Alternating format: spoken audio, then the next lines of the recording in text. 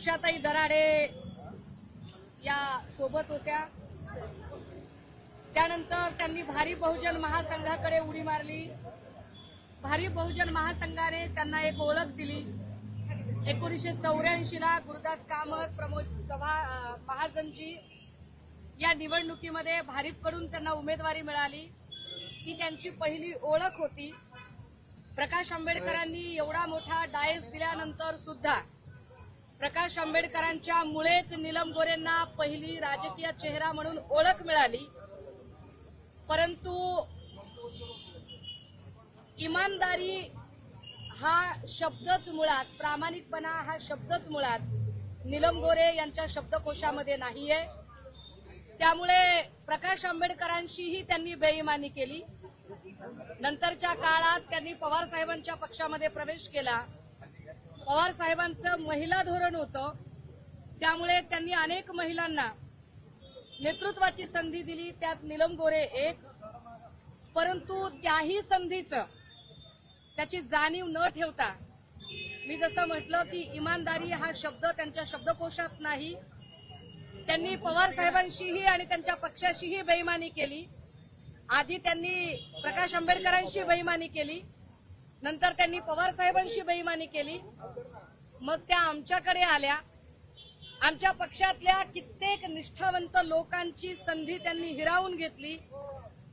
मातोश्रीवर सातत्याने पडीक राहून निष्ठावंत लोकांच्या बद्दलची मतं कलुषित करणे, एवढेच प्रमुख काम त्यांनी चोखपणे बजावले।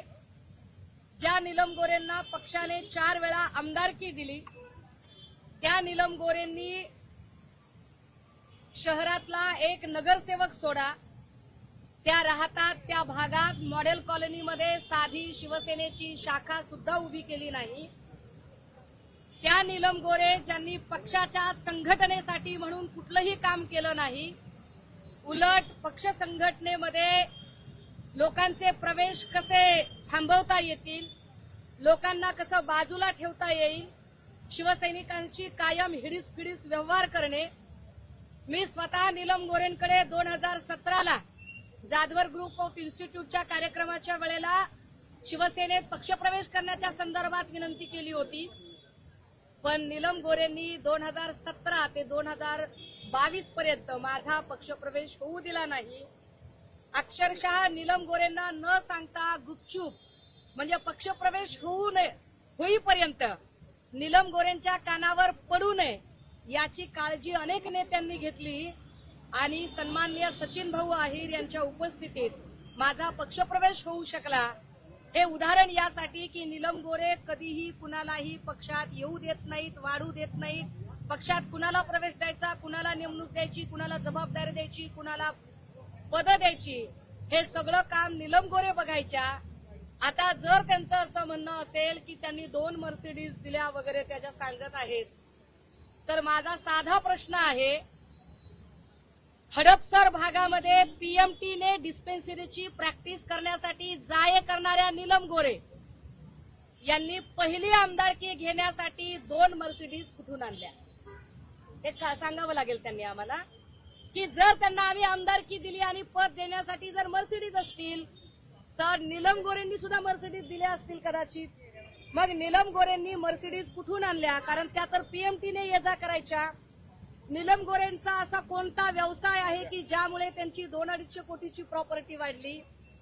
नीलम गोरेंची खाती सुद्धा तपासावी लागतील आता, भारतातली आणि भारताच्या बाहेरची, लंडन वगैरे कुठलीही। मला अजिबात कुठल्याही इतर लोकांना याच्यात ओढायची इच्छा नाहीये, परंतु साहित्य संमेलनामध्ये साहित्यिकांना बोलावलं जातं इथपर्यंत ठीक आहे। साहित्य संमेलनामध्ये ज्या व्यक्तीला बोलावलं जातं त्याचं एखादा कविता संग्रह, एखादा वैचारिक संग्रह, समीक्षा ग्रंथ, एखादं काही कादंबरी, कथा, गेला बाजार चारोळी संग्रह तरी प्रकाशित असावा। नीलम गोरेंना कोणत्या निकषाने साहित्य मंडळाने आणलं होतं, साहित्य मंडळाची कोणती अगतिकता, अपरिहार्यता होती, हेही स्पष्ट झालं पाहिजे। नीलम गोरेंचं मी समजू शकते, कारण स्वतःला प्रमाणित करून घेण्याची नामी संधी त्या प्रत्येक वेळेला शोधत असतात, त्यामुळे त्यांचं मी समजूच शकते। पण साहित्य मंडळाने कसं काय त्यांना त्याच्यामध्ये इन्व्हिटेशन दिलं होतं, आणि तिथे जाऊन त्या मंचाचा वापर ज्या पक्षावर चिखलफेक करण्यासाठी त्यांनी केला, त्याच पक्षाने त्यांना 4 वेळा आमदारकी दिली आहे. हा पक्ष प्रबोधनकार ठाकरे यांच्या संकल्पनेतून आणि वंदनीय बाळासाहेब ठाकरे यांच्या अपार मेहनतीतून उभा राहिलेला पक्ष आहे. या पक्षाने महाराष्ट्रातल्या गावखेड्यातल्या छोट्यातल्या छोट्या समूहाला प्रतिनिधित्व देण्याचा प्रयत्न केला आहे. मात्र असं असताना या पक्षावर आणि पक्षप्रमुखांवर चिखलफेक करण्याचा नीलम गोरेंचा प्रयत्न अतिशय केविलवाणा आहे. नीलम गोरेंना एखादी राज्यसभा किंवा मंत्रीपद पदरात पाडून घ्यायचं असेल तर त्यांनी ते खुशाल पाडून घ्यावं. त्यासाठी त्यांना सत्ताधाऱ्यांचं लांगुल चालन करायचं असेल तर ते सुद्धा त्यांनी करावं. परंतु ते लांगुल चालन करताना प्रबोधनकार ठाकरे आणि वंदनीय बाळासाहेब ठाकरे यांनी जी अत्यंत उदात्त परंपरा जोपासली आहे आणि छोट्यातल्या छोट्या समूहाला प्रतिनिधित्व देण्याचा प्रयत्न जो शिवसेनेकडून झाला आहे, मग त्या कल्पनाताई नरहिरे असतील, खासदार चंद्रकांत खैरे असतील किंवा तुमच्या समोर उभी राहून बोलणारी सुषमा अंधारे असेल, या सगळ्या परंपरेच्या मुळावर घाव घालण्याचा त्यांचा प्रयत्न अश्लाघ्य आहे. त्यांनी पक्षाची आणि पक्षप्रमुखांची प्रतिमा मलिन करण्याचा प्रयत्न केला आहे. सबब मी पक्षाची प्रवक्ता म्हणून, या महाराष्ट्रातला मराठी माणूस म्हणून नीलम गोरे यांच्यावर अब्रू नुकसानीचा दावा दाखल करत आहे. अत्यंत गडगंज श्रीमंत असणाऱ्या लोकांना पैशाची ददात नाही.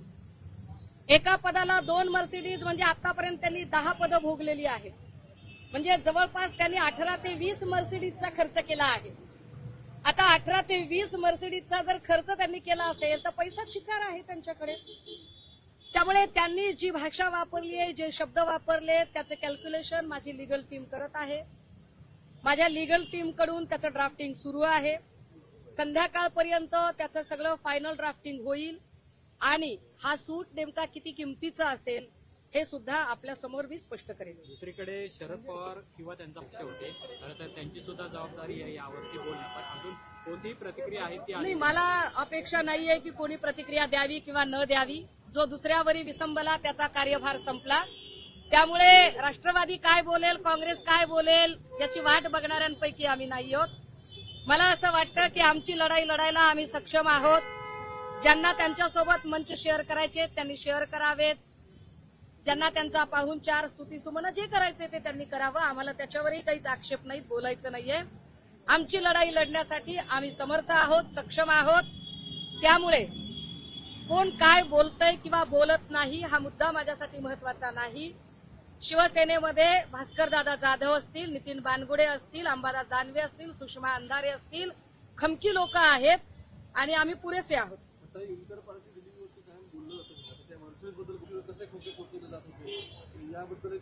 नाही, मग याचा अर्थ असा आहे की ह्या सगळ्या लोकांचे हात भ्रष्टाचाराने माखलेले आहेत. उलट माझं असं म्हणणं आहे की जर असे व्यवहार होत असतील, कारण मला तर पक्षात येऊन 2-2.5 वर्ष झाली, त्या 25-30 वर्ष पक्षात होत्या आणि त्या असतानाचा काळ त्या सांगत आहेत. जर त्या असतानाच्या काळात असं काही घडत असेल तर निश्चितपणे त्याच्या लाभार्थी त्या स्वतः असतील. कारण त्यांनी काल म्हटलं की कलेक्शनचं काम एकनाथ शिंदेंवर होतं. त्यामुळे एकनाथ शिंदेला आणि नीलम गोरे या दोघांनाच माहिती असेल की नेमकं किती कलेक्शन झालंय आणि किती नाही. त्यामुळे एकनाथ शिंदेकडे कलेक्शन होतं असं जेव्हा नीलम गोरेंनी काल सांगितलेलं आहे, तर एकनाथ शिंदेची सुद्धा आता ही जबाबदारी आहे की नीलम गोरेंनी सांगितलेलं कलेक्शन किती त्यांच्याकडे आहे, काय काय आहे त्याची टिप्पणी त्यांनी जाहीर केली पाहिजेत.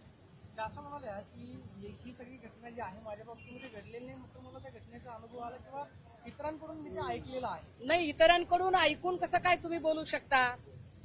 इतरांनी जर शेण खाल्ल्याची बातमी दिली तर शेण खाल्ल्याच्या बातमीवर त्या शिक्कामोर्तब करणार आहेत का?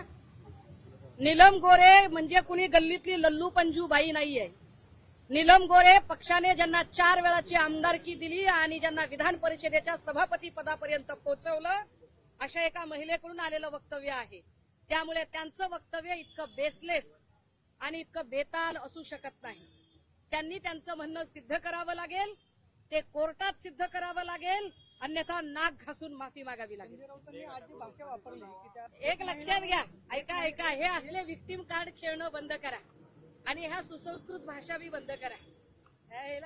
त्या मार्कडवाडीमध्ये गोपीचंद पडळकर आणि सदाभाऊ खोतला जेव्हा पाठवलं आणि पवार साहेबांच्या आजारावर आणि त्यांच्या चेहऱ्यावर अत्यंत गलिच्छ भाषेत टिप्पण्या झाल्या, त्यावेळेला फिदी फिदी हसणारे हेच भाजपाई होते ना.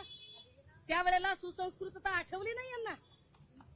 सुप्रिया सुळे यांच्याबद्दल भिकारचोट शब्द वापरणाऱ्या अब्दुल सत्ताराला मंत्रिपद देताना तेव्हा सुसंस्कृतता आठवली नाही. पूजा चव्हाणच्या बलात्काराचा आरोप असणाऱ्या संजय राठोडला मंत्रिपद देताना सुसंस्कृतपणा आठवला नाही. सुषमा अंधारेबद्दल अत्यंत गलिच्छ भाषेत बोलणारा वाचाळ शिवराळ संजय शिरसाट, त्यावेळेला तुम्हाला सुसंस्कृतपणा आठवला नाही. बात निकलेगी तो दूर तलक जाएगी. नीलम गोरे आमचं देणं लागतात. कर्तृत्व नसताना अनेक लोकांची संधी अडवून नीलम गोरेंनी अनेक पदं उपभोगली.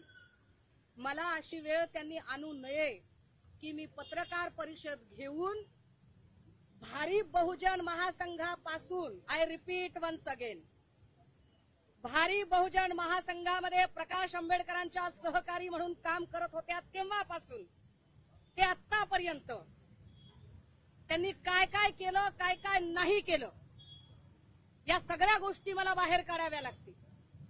आणि त्याची साक्ष देणारे असंख्य लोक आहेत. प्राध्यापक महेंद्र कांबळे असतील, जयदेव गायकवाड असतील, उषा दराडे असतील, किंवा कितीतरी चळवळीतले लोक आहेत. अगदी आमदार पाशा पटेलांचा काल फोन आला.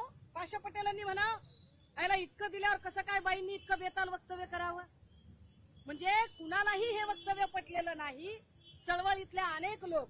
त्यामुळे नीलम गोरेंनी बोलताना इथून पुढे थोडासा आपल्या वयाचा, पदाचा आब राखावा. आम्हाला नाहीतर त्याचा विसर पडेल. त्यांनी माफी जरी मागितली, नीलम गोरेंनी नाक घासून जरी माफी मागितली, तरी आमचा लढा असेल.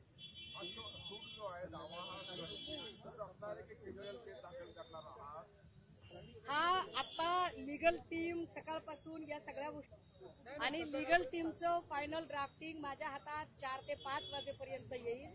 तेव्हा मी अजून माहिती माझ्या अधिकृत अकाउंटवरून ही सगळी आपल्यापर्यंत पोहोचवेल. नरेश मस्के असं म्हणाले की संजय राऊतांची मुलाखत साहित्य संमेलनामध्ये झाली नाही, तेव्हा शरद पवारांनी एकनाथ शिंदे संजय राऊतांचा पुढे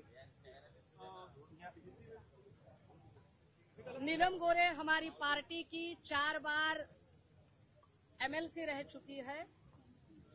नीलम गोरे स्टूडेंट फेडरेशन ऑफ इंडिया, बाद में भारी बहुजन महासंघ, उसके पश्चात राष्ट्रवादी कांग्रेस और फिर शिवसेना में आई थी. नीलम गोरे और ईमानदारी, यह दोनों शब्द इकट्ठे अच्छे नहीं लगते हैं. नीलम गोरे ने हर एक पार्टी के साथ अपनी जिस तरह से अपने बर्ताव का सबूत दिया है, उससे हमें उनसे कोई ज्यादा उम्मीद नहीं है. किंतु जिस पार्टी के 4 बार सदस्यता लेने के बावजूद अगर आज उनको ऐसे लगता है कि वह भारतीय जनता पार्टी की ओर से या और किसी की ओर से राज्यसभा की सदस्य या मंत्री बन सकती है, वो बने. हमारी शुभकामनाएं उनके साथ है. किंतु किसी और पद को पाने के लिए, किसी अन्य पार्टी का लांगुल चालन करने के लिए अगर वह शिवसेना पर कीचड़ फेंकने की कोशिश करेंगी तो उसी कीचड़ में उनका मुंह काला किया जाएगा. और शिवसेना का यही स्टाइल है. शिवसेना को संस्कारों की बात किसी ने समझाने की जरूरत नहीं. आप केस दायर करने वाले 30 दिवसातून 30 वेळा सुद्धा एकत्रित येऊ शकतात. त्यांचं कौटुंबिक एकत्रित येणं आणि राजकीय भूमिका घेणं या 2 वेगळ्या गोष्टी आहेत. अजित पवार आणि शरद पवार एकत्र येणं ही जशी कौटुंबिक गोष्ट आम्ही समजतो, परंतु त्याचे राजकीय संदर्भ आम्ही लावत नाही.